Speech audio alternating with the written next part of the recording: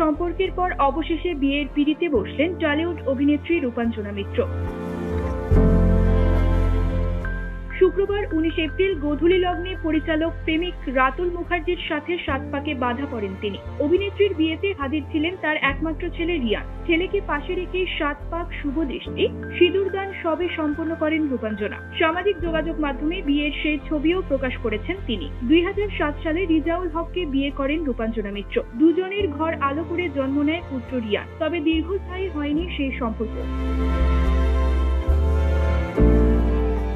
2018 সালে ডিভোর্সের পথে হাঁটেন টালিগঞ্জের জনপ্রিয় এই অভিনেত্রী। এরপরই রাতুল মুখার্জির সঙ্গে সম্পর্কে জড়ান রূপাঞ্জনা। প্রায় 6 বছরের লিভ ইন সম্পর্কে ছিলেন এই জুটি। ছেলে রিয়ানও মায়ের কাছেই বেড়ে উঠেছেন। রাতুলের সঙ্গেও তার বেশ ভালো সম্পর্ক। বয়সে অভিনেত্রীতে 6 বছরের ছোট রাতুল, যে কারণে এই পরিচালকের সঙ্গে প্রেম নিয়ে কম কটাক্ষের মুখে পড়তে হয়নি রূপাঞ্জনাকে। কিন্তু বয়সের ফারাক তাদের সম্পর্কের মাঝখানে বাধা হয়ে দাঁড়ায়নি কখনো।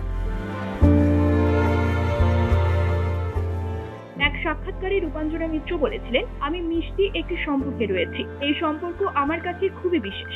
রাতুল এবং আমার বয়সের ফারাক রয়েছে ঠিকই, তবে বয়স অনুপাতে ও অনেক ম্যাচিওর।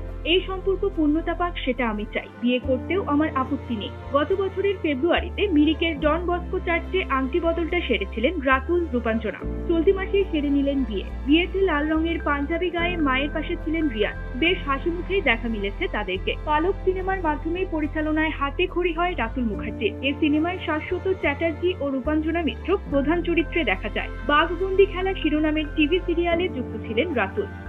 News desk, channel 16।